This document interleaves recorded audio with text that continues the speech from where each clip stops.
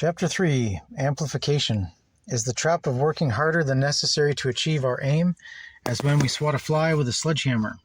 The opposite error of doing too little receives far more attention, but too much is also a mistake. There's a certain amount of work appropriate to each of life's tasks.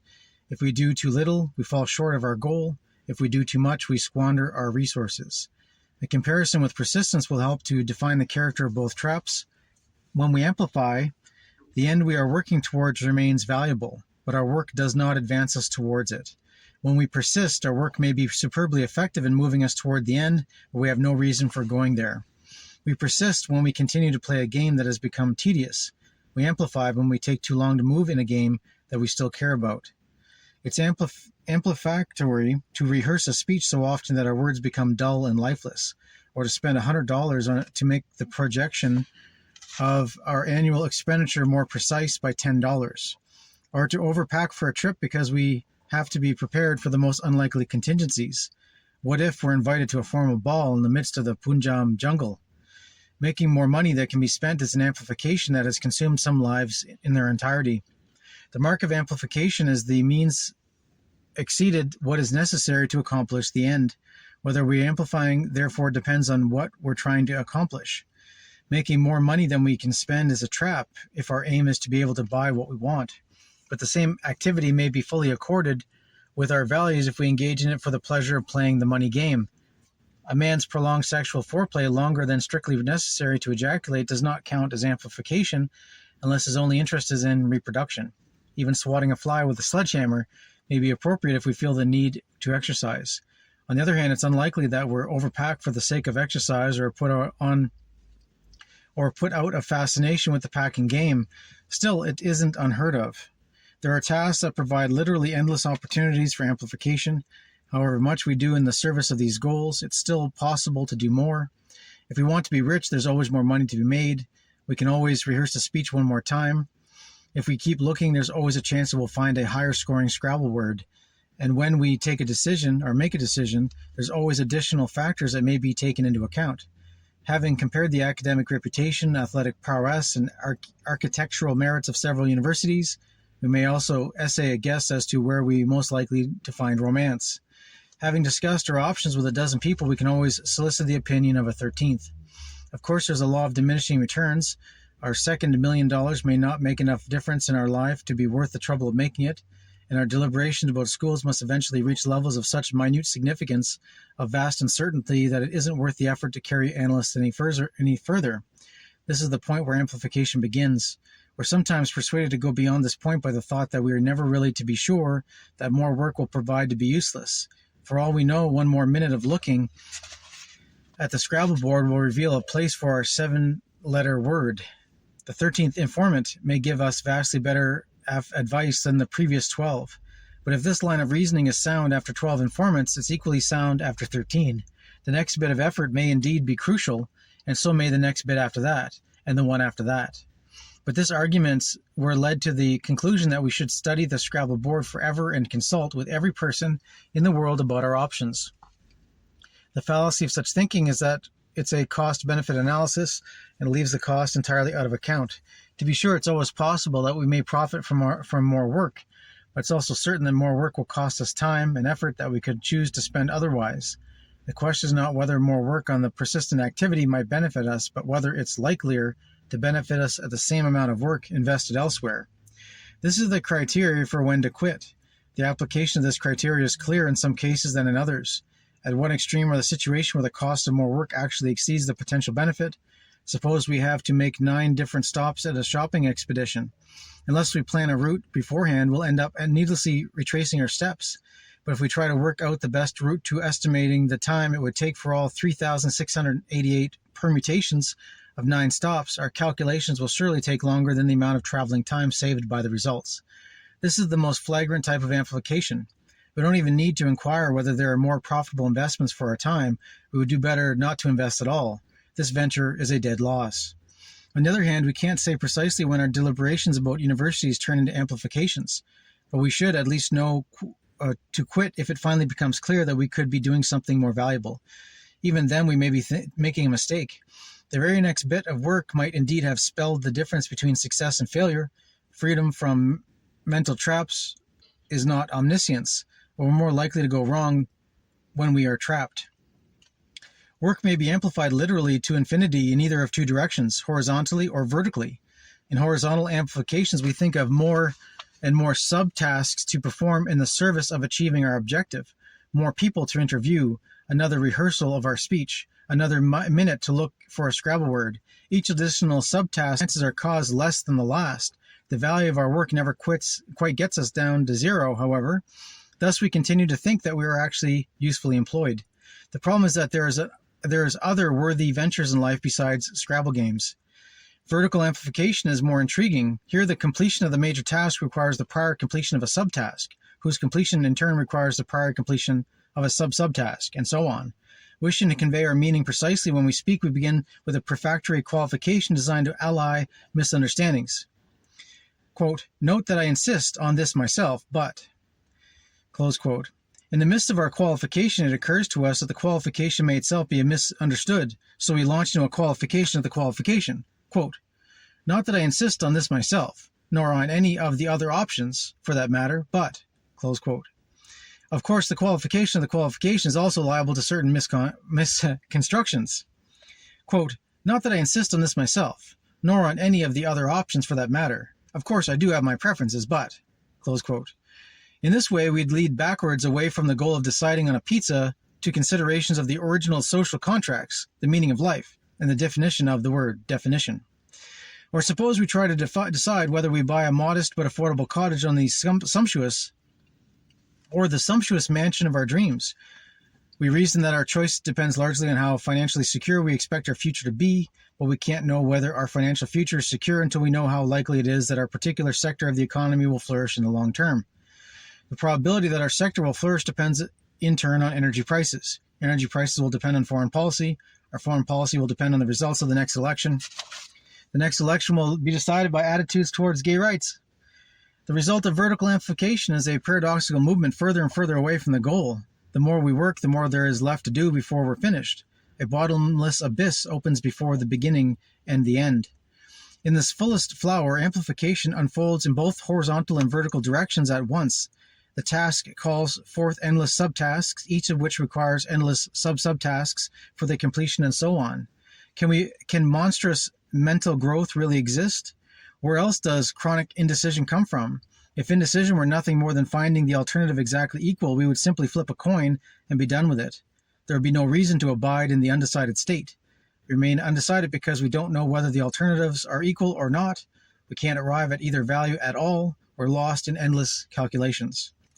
Accumulation is a particular insidious form of vertical amplification. We fall into the subtle trap where the goal admits an unlimited degree of realization. Getting pregnant proverbially does not admit of degrees. Either we are or we're not. Nor does the coming for a decision having decided the job is done. If we aim at wealth, fame, or wisdom, power, or virtue, there's no absolute token of attainment. A millionaire is wealthy compared to the average person, but millionaires are more apt to look to multimillionaires for their standard of comparison. The same relative affects our judgment of wisdom, power, and virtue. If a turnip were elevated to the situation of the average man, it would have supposed itself to be a god.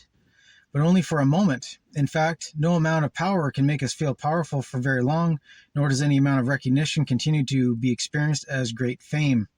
The attainment of any degree of those indefinite goals, rather than signaling an end toward striving, inevitably becomes the occasion for raising our standard of achievement. Every step forward makes the goal move one step back. Thus, we can never arrive. Many lives are given up entirely for these fruitless journeys. The curious phenomenon of repetition occurs in the amplification as well as several other traps.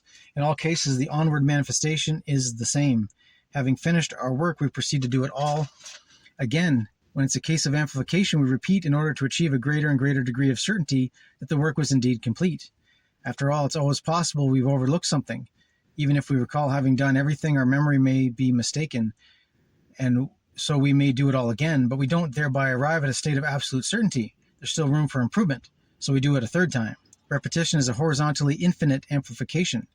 We make all the preparations for a trip. We pack, arrange for the feeding of pets and watering the plants, disconnect the telephone, make sure the faucets are shut, lock the windows and the doors. Everything's been attended to, but perhaps there's something we've overlooked. Perhaps we've forgotten to pack the toothbrushes. So we review our arrangements one by one: toothbrushes, pets, plants, windows, doors. We can as well commit an overnight but we can as well commit an overnight the second time around as the first. The situation remains endlessly unchanged, but this is where we are inclined to review our arrangement before. We're going to be equally inclined to do so now. Toothbrushes, pets, plants, windows, doors. Again and again and again, it returns to the same starting point. We drive off to the airport with our thoughts running along the same endless circle. Toothbrushes, pets, plants, windows, doors. Toothbrushes, pets, plants, windows, doors. The rationalization of repetition is that each time around we diminish the probability of error. Now, this is undoubtedly true in some cases. The chance of making an arithmetical error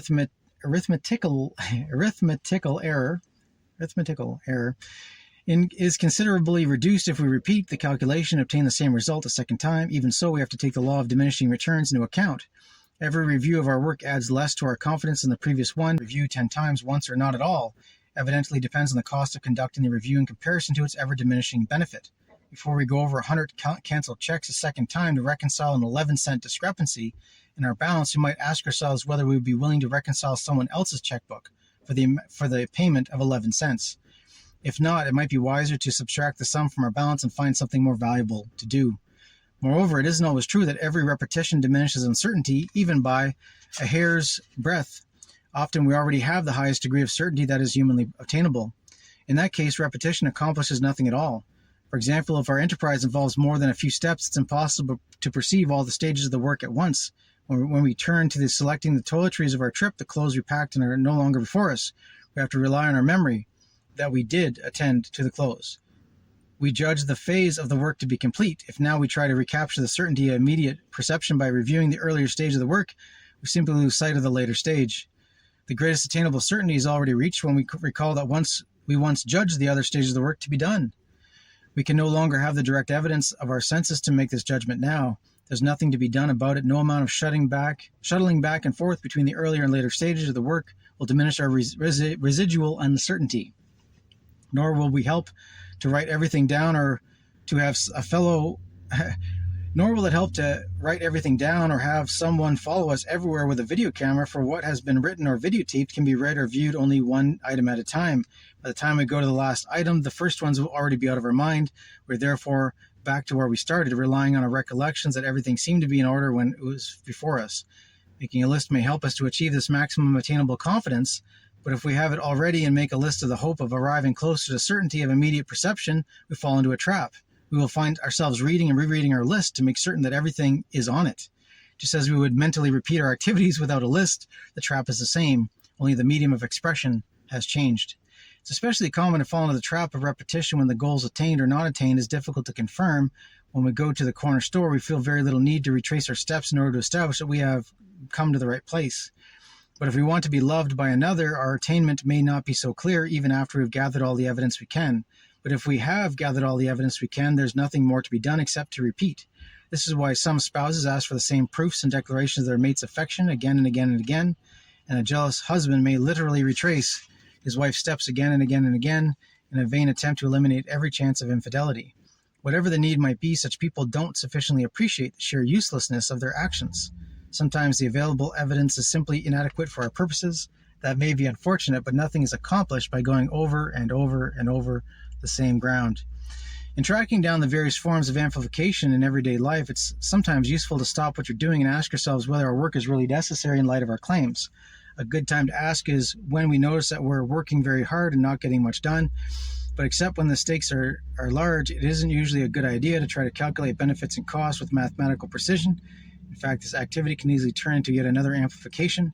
It's pointless to engage in the prolonged and relentless inquiries into the value of 3-minute task. It would be better put in 3 minutes and be done with it, whether the work is useful or not.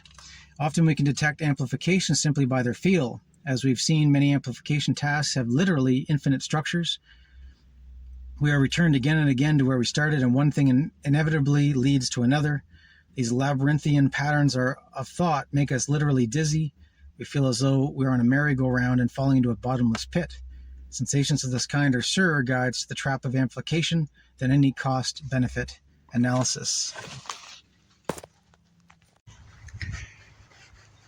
Amplification is a wild one when it comes to legal research, especially, because you never know how much is enough. If you put 5 hours of research, will you find the winning case law? Would 5 more minutes of research made a difference? Would 10 hours be better than 5 hours? Or 20 hours be better than 5? This is almost impossible to know, and the reason why is because you never know what you're going to get until you get it. I myself have spent hours researching where I was going along a specific series of queries that I thought was the exact search terms I needed to use. And what ended up happening was, after I did 10 hours of research and found like 10 cases that seemed to fit the bill but just kind of not quite right, I ended up coming across these search terms for a synonym for the legal term that I was searching for. And when I searched this synonym for the legal term I was searching for, it actually came up with much better legal references and cases that were more on point. And then I did another 10 hours of research. And then after another 10 hours of research, I came across another term that when you put this term and that term together, it was even better, and I found a whole series of cases that were better and in my favor, which then I did another 5 hours of research. And near the end of it, when I called it quits, it was like 25 hours of reading through cases and case law. And finally, I found this one case that was just perfect. It was on all fours, same type of parties, same type of situation legally, and the outcome I wanted. So the defendants were similar, the plaintiffs were similar, the legal situation was similar. The outcome was what I wanted. And it took me, a long time to get that one case. And I would never have found that case if I had not pivoted from the first search terms I was using to the next search terms. And all that cases that I was reading and finding and correlating, as in saving the case file, saving the quotes that seem to matter. It all was helpful because even though the later on cases were much better at proving my point, there was verbiage and legal language and legal explanations that I was able to cannibalize out of the original cases, where I was able to drop the specifics about the case and then use the generalities of the legal principles to actually apply in the briefs that I was actually working on. So what ended up happening was, it actually worked out in the end because I was able to repurpose and reuse a bunch of the wording, the concepts, and rephrasing, right? Switching stuff around and go from specifics to generalities and back again.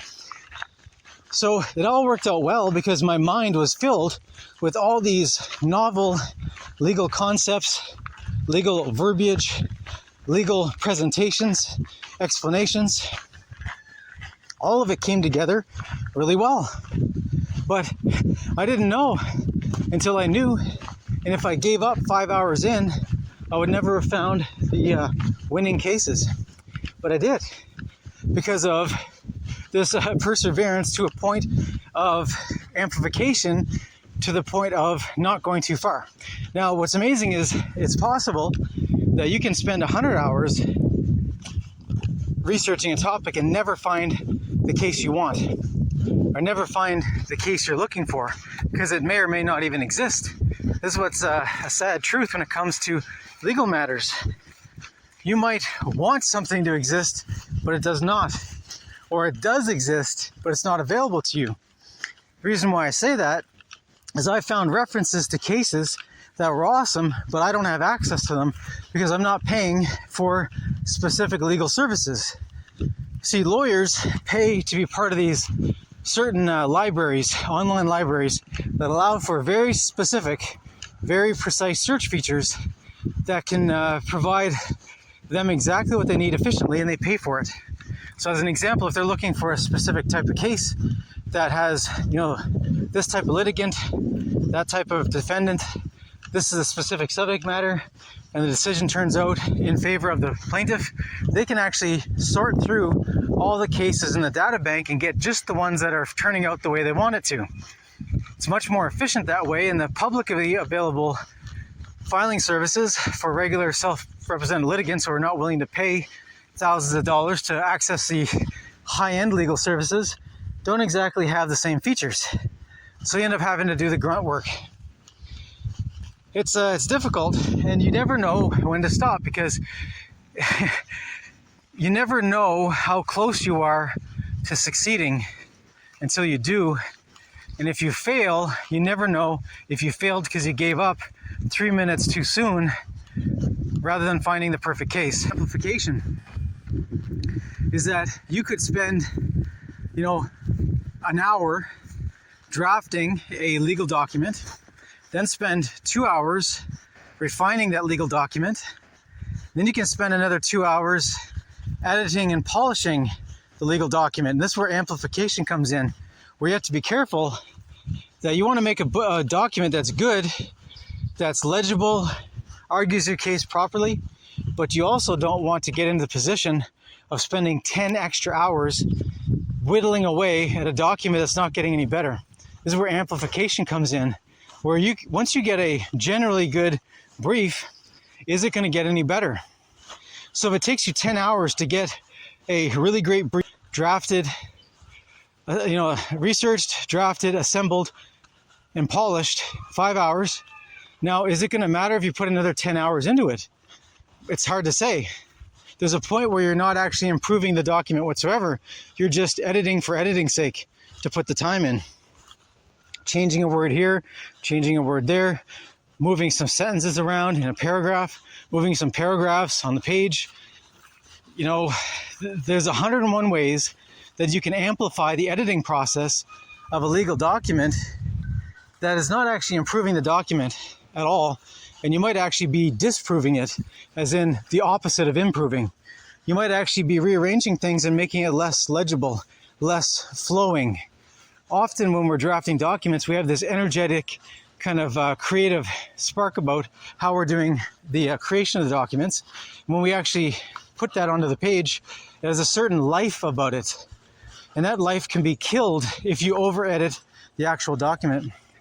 Your English might get better, the legal verbiage might get a bit more sophisticated, but you might actually lose the winning position or the winning points or the persuasiveness of your original thought. You might edit yourself right out of a winning thought into a convoluted labyrinth of legal complexity. And it takes a big legal mind to actually untangle it. There's a point where not all judges have those great big legal minds. Some are pretty lazy, and these days the hiring practices are getting more and more questionable. Therefore, if you make a complex legal document that is over the head of the judge, he's probably not going to be too happy about it. He's not going to even understand what you're talking about, and it's not going to be persuading him or her to find in your favor. So there's a point where you actually take a great, simple legal argument and you edit it into a labyrinth of legal complexity, right? This is one of those weird things that happens when writing legal documents. It's important to not go there. So I've seen myself where I knew the solution for a specific legal problem. I was able to express it simply. And this is where you get to this hyper complexity to minimal complexity conundrum. So I was able to express the solution to my legal dilemma in a one sentence explanation. And then I turned that one sentence into a paragraph, turned that one paragraph into a page, and turned that one page into a 20-page legal brief with all the citations and the case law and all the legal theories and adding the facts and the jurisprudence and the legal citations that actually mattered. And when I was done at the end, it was a really solid document that was very persuasive. And then following the same formula on a different time for a different legal matter, I followed the same formula. One sentence to explain my position, turned into one paragraph, turned that into one page, then turned that one page into a 25-page legal document that was a brief. And for some reason, between the one sentence to the 25 pages, I lost the plot. It just completely abandoned the first principles of what was the winning argument, and it wandered into this labyrinth of generalized legal axioms and maxims and conceptualizations and, affirmations. And next thing you know, I had this document that just totally missed the boat. It's like I lost the plot. And this is one of those examples of just spending too much time, adding too much, and losing the plot. If the point was to have a succinct, persuasive brief, I lost it. And I had to go back and redo it again. Go right back to the first sentence, turn it over to another paragraph, into a page, and into a 15-page legal brief that was really on point. But we have to be careful of this amplification of just adding more citations, adding more case law, adding more axioms, adding more maxims, adding more generalities, getting into the abstract philosophy, right? We can lose the plot. So we have to be careful with amplification that you have to stay on point, do what you need to do the research you need to do as much as you can, and try to be strategic about it. There's a point where if you're not getting any more results, you have to let go. You never know if it's the right time to let go, because you could be 3 seconds away from finding the perfect case, or you might be 300 hours away from finding the perfect case, or it may not exist. And you have to make these decisions. But amplification is important to pay attention to. You know, you can spend 100 hours doing research and be no further forward than you were if you were just to spend 1 hour in the appropriate, focused way. The other thing is with drafting documents, if you have a great idea, get it down on paper fast and expand it systematically to keep your idea coherent, cogent, and on point. And you don't need to spend, you don't get benefit of spending 100 hours on a document when 10 hours will do.